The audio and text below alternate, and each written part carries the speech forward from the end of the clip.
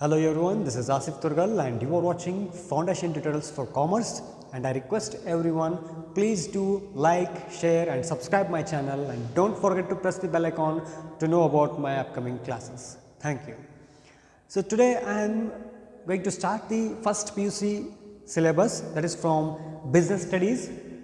So from Business Studies the first chapter is Nature and Purpose of Business. ವ್ಯವಹಾರದ ಸ್ವರೂಪ ಮತ್ತು ಉದ್ದೇಶ ಅಂತ ಹೇಳ್ತಾರೆ. Then before going to discuss the nature and purpose of business, we must know about why the business is necessary. ವ್ಯವಹಾರ ಯಾಕೆ ಬೇಕು ಅನ್ನೋದನ್ನು ನಾವು ಮೊದಲಾಗಿ ತಿಳ್ಕೊಳ್ಬೇಕು. ಯಾಕೆ ಬೇಕು ವ್ಯವಹಾರ, why it is necessary ಅಂತ ಕೇಳಿದರೆ, business is must or business activity is must to produce the goods and services for what? To accomplish the needs and the requirement of a people ಅಂತ ಹೇಳ್ತಾರೆ. ವ್ಯವಹಾರದ ಅವಶ್ಯಕತೆ, ವ್ಯವಹಾರ ಚಟುವಟಿಕೆಗಳ ಅವಶ್ಯಕತೆ ಯಾಕೆ ಬೇಕು ಅಂತ ಕೇಳಿದಾಗ, ಜನರ ದಿನನಿತ್ಯದ ಅವಶ್ಯಕತೆಗಳನ್ನು ಈಡೇರಿಸಲಿಕ್ಕೆ ಈ ಒಂದು ವ್ಯವಹಾರ ಚಟುವಟಿಕೆಗಳು ಅವಶ್ಯಕತೆ ಅನ್ನೋದನ್ನು ನಾವಿಲ್ಲಿ ತಿಳ್ಕೊಳ್ಬೇಕಾಗ್ತದೆ. ಹೌದ್ರಿ? Then come to the word business. Business ವ್ಯವಹಾರ ಅಂತ ಅಂತೀವಿ, ಆದರೆ ಈ ವ್ಯವಹಾರ ಅನ್ನೋ ಪದ ಎಲ್ಲಿಂದ ಬಂತು, from where the term business is derived ಅಂತ ಕೇಳಿದಾಗ, ಬಿಸಿ ಎಂಬ ಪದದಿಂದ the business is derived from the word business is derived from the word busy.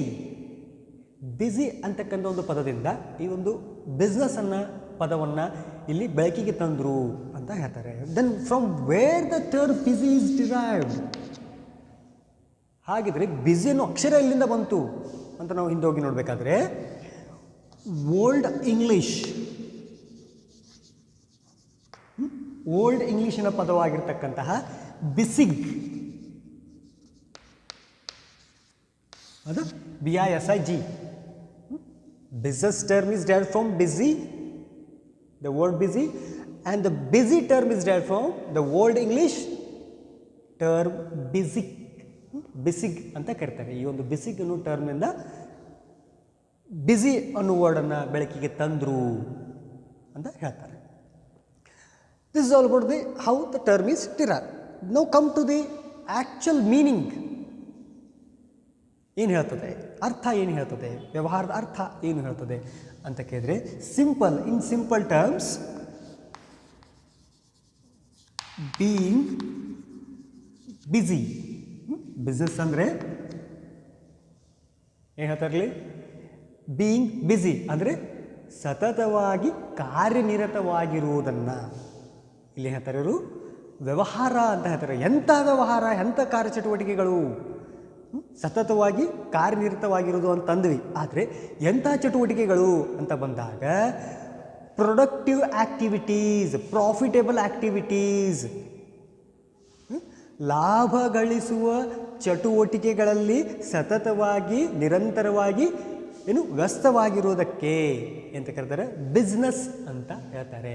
Simple ಆಗಿ ಹೇಳಬೇಕಂದ್ರೆ ಬೀಯಿಂಗ್ ಬಿಸಿ ಯಾಕಂತ ಕರೀತಾರೆ, ಒಂದು ಉಪಯುಕ್ತವಾದಂತಹ ಲಾಭದಾಯಕವಾದಂಥ ಚಟುವಟಿಕೆಯಲ್ಲಿ ಸತತವಾಗಿ ನಿರಂತರವಾಗಿ ಕಾರ್ಯನಿರತವಾಗಿರೋದಕ್ಕೆ ಬಿಸ್ನೆಸ್ ಅಥವಾ ಬಿಸ್ನೆಸ್ ಆ್ಯಕ್ಟಿವಿಟಿ ಅಂತ ಕರೆದ್ರು. ಇನ್ನು ಈ ಮೀನಿಂಗ್ನ ಮತ್ತೆ ಮುಂದೆ ಹೊರದು ಹೇಳಬೇಕಂದ್ರೆ, business is on occupation. Business is on occupation, ಇದೊಂದು ಉದ್ಯೋಗ.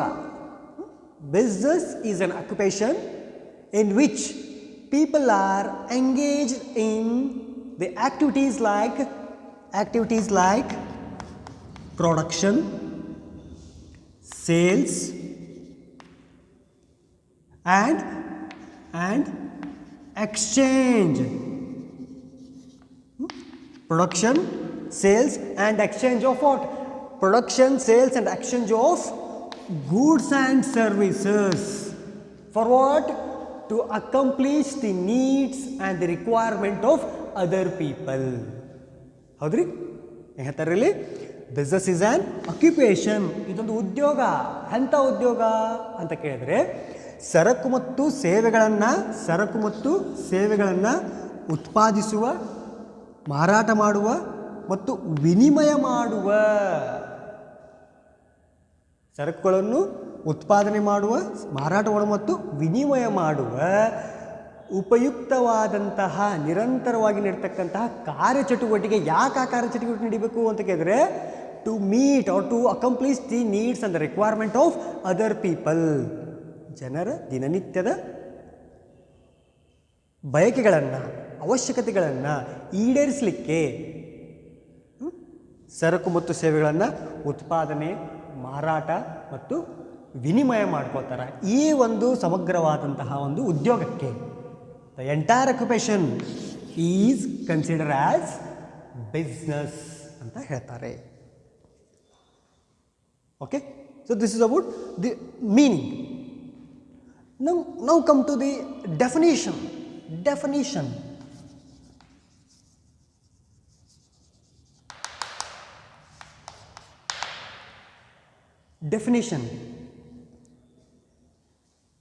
Here the business definition is given by the business experts like Musselman and Jackson. Musselman and Jackson in the year 1992, 1992ರಲ್ಲಿ ವ್ಯವಹಾರ ತಜ್ಞರಾಗಿರ್ತಕ್ಕಂತಹ ಮುಸಲ್ಮನ್ ಆ್ಯಂಡ್ ಜಾಕ್ಸನ್ ಅಂತಕ್ಕಂತಹ ಇಬ್ಬರು ತಜ್ಞಗಳು, ಜ್ಞಾನಿಗಳೇನು ಮಾಡ್ತಾರೆ, ಈ ಒಂದು ಬಿಸ್ನೆಸ್ಸನ್ನು ವ್ಯಾಖ್ಯೆಯನ್ನು ಕೊಡ್ತಾರೆ, ವ್ಯವಹಾರದ ಒಂದು ವ್ಯಾಖ್ಯೆಯನ್ನು ಕೊಡ್ತಾರೆ. ಏನು ಇವರ ಪ್ರಕಾರ ಬಿಸ್ನೆಸ್ ಅಂದರೆ ಏನು ಅಂತ ಕೇಳಿದ್ರೆ, according to Musselman and Jackson, a business is an activity, ಇದೊಂದು ಚಟುವಟಿಕೆ ಅಂತ ಹೇಳ್ತಾರೆ ಅವರು. According to them it is an activity, ಇದೊಂದು ಚಟುವಟಿಕೆ that meets the needs and desires of the community economic and organized a company to engage in such activities ಅಂತ ಹೇಳ್ತಾರೆ. ಅಂದ್ರೇನು, ಮುಸಲ್ಮನ್ ಆ್ಯಂಡ್ ಜಾಕ್ಸನ್ ಅವ್ರ ಪ್ರಕಾರ ಇದೊಂದು ಚಟುವಟಿಕೆ, it is an economic activity ಅಂತಲೂ ಹೇಳ್ಬೋದು ನಾವಿಲ್ಲಿ. ಇದೊಂದು ಆರ್ಥಿಕ ಚಟುವಟಿಕೆ. ಏನು ಮಾಡ್ತದೆ ಇದು? It meets the needs and the desires, ಅವಶ್ಯಕತೆಗಳನ್ನು ಮತ್ತು ಬಯಕೆಗಳನ್ನು ಯಾರು economic community or community economic ಅಂತಾರೆ. ಇಲ್ಲಿ ಕಮ್ಯುನಿಟಿ ಅಂತ ಹೇಳಬೇಕಾದ್ರೆ ಯಾವುದೇ ಒಂದು ಧರ್ಮಕ್ಕೆ ಸೀಮಿತವಾಗಿಲ್ಲ. ಕಮ್ಯುನಿಟಿ ಅಂತ ಕೇಳಿದರೆ ಇಲ್ಲಿ ಕಮ್ಯುನಿಟಿ ಅಂತ ಕೇಳಿದ್ರೆ ಇಲ್ಲಿ ಏನು ಅರ್ಥ ಕೊಡ್ತದೆ ಅಂತ ಕೇಳಿದ್ರೆ, two people or group of people. Okay, community economic ಅಂತ ಕೇಳಿದ್ರೆ ಇಲ್ಲಿ ಗ್ರೂಪ್ ಆಫ್ ಪೀಪಲ್ ಅಥವಾ ಟು ಪೀಪಲ್ ಅಂತ ಅರ್ಥವನ್ನು ಕೊಡ್ತದೆ. ಸೊ ಓವರಾಲ್ ಆಗಿ ಇಲ್ಲಿ ಮುಸಲ್ಮನ್ ಆ್ಯಂಡ್ ಜಾಕ್ಸನ್ ಅವ್ರ ಪ್ರಕಾರ ಬಿಸ್ನೆಸ್ ಅಂದರೆ ಏನು? ಇದೊಂದು ಚಟುವಟಿಕೆ, ಇದೊಂದು ಆರ್ಥಿಕ ಚಟುವಟಿಕೆ ಅದ. ಇದೇನು ಮಾಡ್ತದೆ? ಜನರ community, two people or group of people, it meets the needs and desires of a community people or community economic and organised company ಅಂತ ಕೇಳಿದ್ರೆ ಈ ಒಂದು ಪ್ರೊಡಕ್ಟಿವ್ ಆ್ಯಕ್ಟಿವಿಟೀಸ್ಗಳನ್ನು ಕೈಗೊಳ್ತಕ್ಕಂತಹ ಒಂದು ಕಂಪನಿಯನ್ನು ಫ್ರೇಮ್ ಮಾಡ್ತದೆ. ಬಿಸ್ನೆಸ್ ಅನ್ನೋದು ಒಂದು ಕಂಪನಿ ಇದ್ದಂಗೆ, ಒಂದು ಸಂಘ ಸಂಸ್ಥೆ ಅಂತ ಹೇಳ್ಬೋದು ಇಲ್ಲಿ, ಹೌದಾ? To engage in such activities. Okay, overall ಆಗಿ ಮುಸಲ್ಮನ್ ಆ್ಯಂಡ್ ಜಾಕ್ಸನ್ ಅವ್ರ ಪ್ರಕಾರ ಬಿಸ್ನೆಸ್ ಈಸ್ ಅನ್ ಆ್ಯಕ್ಟಿವಿಟಿ, ಇದೊಂದು ಉದ್ಯೋಗ. ಅಂಥ ಉದ್ಯೋಗ ಜನರ ಅಥವಾ ಜನಸಮೂಹದ ದಿನನಿತ್ಯದ ಅವಶ್ಯಕತೆಗಳು ಮತ್ತು ಬಯಕೆಗಳನ್ನು ಈಡೇರಿಸಲಿಕ್ಕೋಸ್ಕರ ಉತ್ಪಾದಿಸ್ತಕ್ಕಂಥ ಸರಕು ಮತ್ತು ಸೇವೆಗಳ ಒಂದು ಸಂಘಟನೆ, ಸಂಘ ಸಂಸ್ಥೆ ಅಂತ ಇಲ್ಲಿ ಹೇಳ್ತಾರೆ. Got it? So this is about the definition. And now come to the features, ಲಕ್ಷಣಗಳು ಅಂತ ಕರಿತೇವೆ ನಾವು. ಲಕ್ಷಣಗಳು, features of features of business ಏನು ಹೇಳ್ತದ? Okay,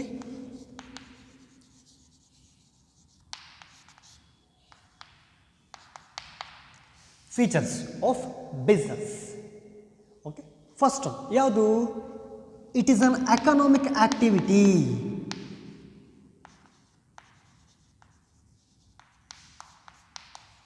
it is an economic activity. ಇದೊಂದು ಆರ್ಥಿಕ ಚಟುವಟಿಕೆ ಅಂತ ಹೇಳ್ತಾರೆ. ಬಿಸ್ನೆಸ್ ಅಂತ ಬಂದಾಗ ನಿಮ್ಗೆ ಇನ್ನೊಂದು, ಈ ಬಿಸ್ನೆಸ್ಸನ್ನು ಎರಡು ಮುಖ್ಯ ಚಟುವಟಿಕೆಗಳನ್ನಾಗಿ ವಿಂಗಡಿಸ್ತಾರೆ. One is economic activity, another one is non economic activity. ಆರ್ಥಿಕ ಚಟುವಟಿಕೆ ಮತ್ತು ಆರ್ಥಿಕೇತರ ಚಟುವಟಿಕೆ ಅಂತ ಕರೀತಾರೆ, ಹೌದಾ? ಆ್ಯಂಡ್ ಎಕನಾಮಿಕ್, ಸೊ ಇಲ್ಲಿ ಬಿಸ್ನೆಸ್ ಅನ್ನೋದು ಒಂದು ಆರ್ಥಿಕ ಚಟುವಟಿಕೆ. ಯಾಕೆ ಆರ್ಥಿಕ ಚಟುವಟಿಕೆ? Economic activities are those activities which performed out of earning profit.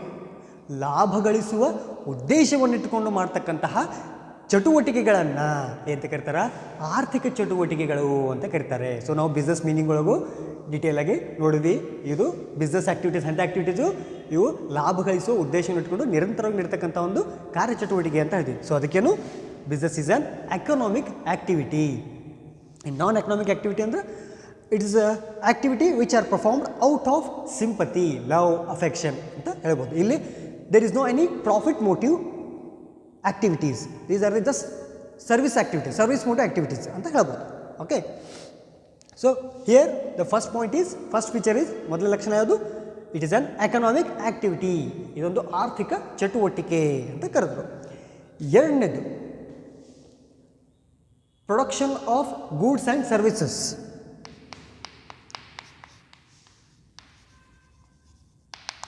Production of goods and services, ಸರಕು ಮತ್ತು ಸೇವೆಗಳ ಉತ್ಪಾದನೆ. ಹೌದು, ಎಕನಾಮಿಕ್ ಆ್ಯಕ್ಟಿವಿಟಿ ಅನ್ನಕತ್ತೀವಿ ಅಂದಮೇಲೆ ಅಲ್ಲಿನಾಗಿರಬೇಕು ಲಾಭ ಹೇಳಾಕತ್ತೀವಿ, ಆರ್ಥಿಕ ಚಟುವಟಿಕೆ ಹೇಳಾಕತ್ತೀವಿ ಅಂದಮೇಲೆ ಉತ್ಪಾದನಾ ಕಾರ್ಯ ಇರಬೇಕು. There must be a production process of what? Of goods and service. ಸರಕು ಮತ್ತು ಸೇವೆಗಳ ಉತ್ಪಾದನಾ ಒಂದು ಚಟುವಟಿಕೆಯಲ್ಲಿ ನಡೀತಾ ಇರಬೇಕು, ನಿರಂತರವಾಗಿ ಇಲ್ಲಿ ನಡೀತಾ ಇರಬೇಕು ಅನ್ನೋದನ್ನು ಈ ಒಂದು ಎರಡನೆಯ ಲಕ್ಷಣ ಇಲ್ಲಿ ಹೇಳ್ಕೊಡ್ತದೆ. ಇನ್ನು ಮೂರನೇದು sale of goods and services. Sale of goods and services, ಸರಕು ಮತ್ತು ಸೇವೆಗಳ ಮಾರಾಟ. ಹೌದಾ? ಪ್ರೊಡಕ್ಷನ್ ಮಾಡಿದ್ರಿ, ಪ್ರೊಡಕ್ಷನ್ ಮಾಡಿಬಿಟ್ಟು ನಾವು ಗೋಡೌನಲ್ಲಿ ಸ್ಟೋರ್ ಮಾಡ್ತಾ ಹೋದರೆ ಅದಕ್ಕೆ ಬಿಸ್ನೆಸ್ ಆ್ಯಕ್ಟಿವಿಟಿ ಅನ್ನೋದಿಲ್ಲ. While you produce the goods and services we must sell it for money or money's worth in the market. ಹೌದಾ? ಅದಕ್ಕೆ ಸೂಕ್ತವಾದಂತಹ ಮಾರುಕಟ್ಟೆಯನ್ನು ನೋಡಬೇಕು. ಅಂದರೆ ನಾವು ಪ್ರೊಡ್ಯೂಸ್ ಮಾಡತಕ್ಕಂಥ ಸರಕು ಮತ್ತು ಸೇವೆಗಳಿಗೆ ಎಲ್ಲಿ ಉಪಯುಕ್ತವಾದಂಥ ಮಾರುಕಟ್ಟೆ ಇದನ್ನು ಆ ಮಾರುಕಟ್ಟೆಗೆ ನಾವೇನು ಮಾಡಬೇಕು? ನಾವು ಉತ್ಪಾದಿಸ್ತಕ್ಕಂತಹ ಸರಕು ಮತ್ತು ಸೇವೆಗಳನ್ನು ಮಾರಾಟ ಮಾಡಬೇಕು. Unless and until we sell our goods and services for money or money's worth we can't call it it is an economic activity. ನೀವು ಮಾರಾಟ ಮಾಡಿಲ್ಲ ಅಂದರೆ ಪ್ರಾಫಿಟ್ ಎಲ್ಲಿ ಬರ್ತದೆ? ಪ್ರಾಫಿಟ್ ಬಂದಿಲ್ಲ ಅಂತ ನೀವು ಎಕನಾಮಿಕ್ ಆ್ಯಕ್ಟಿವಿಟಿಯಿಂದ ಇಲ್ಲಿ ಹೇಳ್ತೀರಿ. ಹೌದಾ? ಇವೆಲ್ಲ ಒಂದಕ್ಕೊಂದು ಲಿಂಕ್ ಇದಾವ. ಈ ಎಕನಾಮಿಕ್ ಆ್ಯಕ್ಟಿವಿಟಿ ಹೇಳ್ಬೇಕಂತಂದರೆ ಅಲ್ಲಿ ಉತ್ಪಾದನೆ ಆಗಿರಬೇಕು. ಅಲ್ಲಿ ಉತ್ಪಾದನೆ ಆಗಿರ್ಬೇಕಂತ ಕೇಳಿದ್ರೆ ಅದು ಮಾರಾಟ ಆಗಿರಲೇಬೇಕು. ಹೌದಾ? It should be exchange for money or money's worth ಅಂತ ಹೇಳ್ತಾರೆ. ಮಾರಾಟ ಅಂದರೆ ಉತ್ಪಾದಿಸಿದ ಸರಕು ಮತ್ತು ಸೇವೆಗಳು ಹಣ ಅಥವಾ ಹಣದ ಮೂಲಕ್ಕೆ ವಿನಿಮಯ ಆಗಿರಬೇಕು. ಅಂದಾಗ ಮಾತ್ರ ಅದು ಬಿಸ್ನೆಸ್ ಅನ್ನಿಸ್ಕೋತದ ಅಂತ ಹೇಳ್ತಾರೆ. Next, dealing with goods and services on regular basis. dealing with goods and services on daily basis or regularly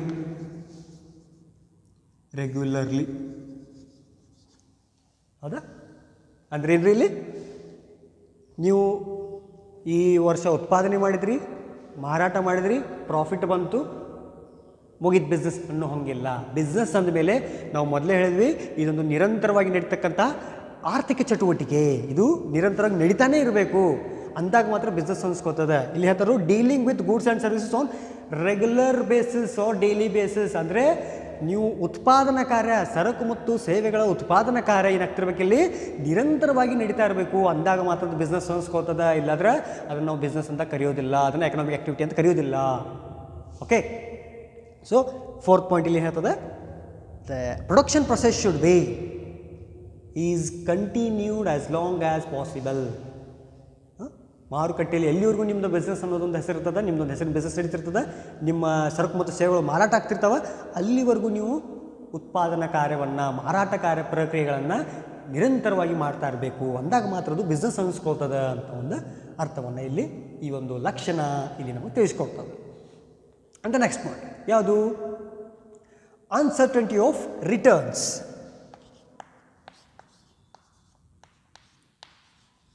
Uncertainty of returns. Okay, ಲಾಭದ ಅನಿಶ್ಚಿತತೆ. ಹೌದಾ? ನಾವು ಮೊದಲೇ ಹೇಳಿದ್ವಿ, ಇವು ಲಾಭ ಗಳಿಸುವ ಕಾರ್ಯಚಟುವಟಿಕೆಗಳು ಅಂತ ಹೇಳಿದ್ವಿ. ಬಿಸ್ನೆಸ್ ಅನ್ನೋದೊಂದು ಎಕನಾಮಿಕ್ ಆ್ಯಕ್ಟಿವಿಟಿ ಅಂತ ಹೇಳಿದ್ವಿ. ಹೌದಾ? ಇಲ್ಲಿ ಲಾಭ ಗಳಿಸುವ ಉದ್ದೇಶ ಇಟ್ಕೊಂಡು ಆ್ಯಕ್ಟಿವಿಟೀಸ್ ಮಾಡ್ತಾ ಇರ್ತಾರೆ ಅಂತ ಹೇಳಿದ್ವಿ ನಾವು. ಓಕೆ, ಆದರೆ ಈ ಪಾಯಿಂಟ್ ಬಂದ ಅನ್ಸರ್ಟನಿಟಿ ಆಫ್ ರಿಟರ್ನ್ಸ್ ಅಂದರೆ ಇಲ್ಲಿ ಇಷ್ಟೇ ಪ್ರಾಫಿಟ್ ಬರ್ತದೆ ಅಥವಾ ಲಾಸ್ ಆಗ್ತದೆ, ಇಷ್ಟೇ ಲಾಸ್ ಆಗ್ತದೆ ಅನ್ನೋದನ್ನು ನಮಗೆ ಇಲ್ಲಿ ಯಾವುದೇ ಕನ್ಫರ್ಮೇಷನ್ ಇರೋದಿಲ್ಲ. ನಾವು ಊಹಿಸಬಹುದು, ಇದೇ ರೀತಿ ನಮ್ಮದು ವರ್ಕ್ ಪ್ರೊಸೆಸ್ ನಡೆದ್ರೆ ಇಷ್ಟು ಪ್ರಾಫಿಟ್ ಮುಂದಿನ ವರ್ಷ ಎಷ್ಟು ಬರ್ಬೋದು, ಅದ್ರ ಮುಂದಿನ ವರ್ಷ ಎಷ್ಟು ಬರ್ಬೋದು, ಅಥವಾ ನೆಕ್ಸ್ಟ್ 6 ತಿಂಗಳಿಗೆ ಇಷ್ಟು ಪ್ರಾಫಿಟ್ ಬರ್ಬೋದು, ನಾವು ಊಹೆ ಮಾಡಬಹುದು. We can assume or just we can predict how much profit we can earn in the upcoming year ಅಂತ ಹೇಳಿ. ಆದರೆ ನಿರ್ದಿಷ್ಟವಾಗಿ there is no certainty of returns. ಹೌದಾ? ಅಲ್ಲಿ ಲಾಭ ಇಷ್ಟೇ ಬರ್ತದೆ ಅನ್ನೋದು ಒಂದು ನಿಶ್ಚಿತತೆ ಅನ್ನೋದು ಇಲ್ಲ, ಅನಿಶ್ಚಿತತೆ ಇದೆ. ನೀವು ಅಂದ್ಕೊಂಡಕ್ಕಿಂತ ಜಾಸ್ತಿನೂ ಬಂದಿರಬಹುದು ಅಥವಾ ಕಡಿಮೆನೂ ಬರಬಹುದು ಅಂತಕ್ಕಂಥ ಅರ್ಥವನ್ನು ಇಲ್ಲಿ ಅನ್ಸರ್ಟನಿಟಿ ಆಫ್ ರಿಟರ್ನ್ಸ್ ನಮಗೆ ತಿಳಿಸ್ಕೊಡ್ತದೆ. ಇನ್ನು ಕೊನೆಯದಾಗಿ ಯಾವುದು ಅಂತ ಕೇಳಿದರೆ profit earning. Profit earning activity or profit motive activity ಅಂತ ಹೇಳ್ತಾರೆ. ಹೌದಾ? as the name specifies, the business is the profit motive activity. It is an economic activity. ಇದೊಂದು ಲಾಭ ಗಳಿಸುವ ಕಾರ್ಯಚಟುವಟಿಕೆ, ಇದು ಲಾಭ ಗಳಿಸುವ ಆರ್ಥಿಕ ಚಟುವಟಿಕೆ ಅಂತಕ್ಕಂಥ ಅರ್ಥವನ್ನು ಕೊಡ್ತಾರೆ. Without profit none of the business can stand or survive in the market or in the global market ಅಂತ ಹೇಳ್ತಾರೆ. ನಿಮ್ಮಲ್ಲಿ ನಿರಂತರವಾಗಿ ನೀವು ಒಂದು ಪ್ರಾಫಿಟ್ ಬರ್ತಾ ಇದ್ದರೆ, ಒಂದು ಲಾಭಾಂಶ ನೀವು ಪ್ರತಿ ವರ್ಷ 1% ಆಗಲಿ 2% ಆಗಲಿ, ಆದರೆ ಅದೊಂದು ಲಾಭದ ಒಂದು ಏನು ಶೇಕಡ ಪ್ರಮಾಣ ಇರಲ್ಲ, ನಿರಂತರವಾಗಿ ಹೆಚ್ಚಳ ಆಗ್ತಾ ಇದ್ದರೆ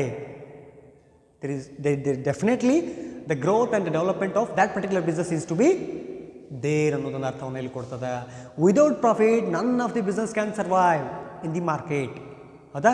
ನೀವು ಪ್ರಾಫಿಟ್ ಇದ್ದಾಗ ಮಾತ್ರ ಡೈವರ್ಸಿಫಿಕೇಷನ್ ಆಫ್ ಪ್ರಾಡಕ್ಟ್ ಮಾಡ್ಬೋದು. ಹೌದಾ? ಹೆಚ್ಚಿನ ಒಂದು ಬ್ರಾಂಚಸ್ಗಳನ್ನ ಓಪನ್ ಮಾಡ್ಬೋದು. ಹೌದಾ? ಮತ್ತು ನಿಮ್ಮದೊಂದು ಎಂಪ್ಲಾಯೀಸ್ ಸ್ಯಾಲ್ರಿಗಳನ್ನ ಹೈಕ್ ಮಾಡ್ಬೋದು, ಅಥವಾ ಹೊಸ ಹೊಸ ಇನ್ವೆನ್ಷನ್ಸ್ಗಳನ್ನು ಮಾಡ್ಬೋದು. Without a handsome profit or without a regular profit, without a proper profit activities, there is no possibility at all for business to survive in the global market or the particular market ಅಂತ ಹೇಳ್ತಾರೆ. Okay, so this is all about the today's class. So once again I am going to glance over what and we all discussed in today's class.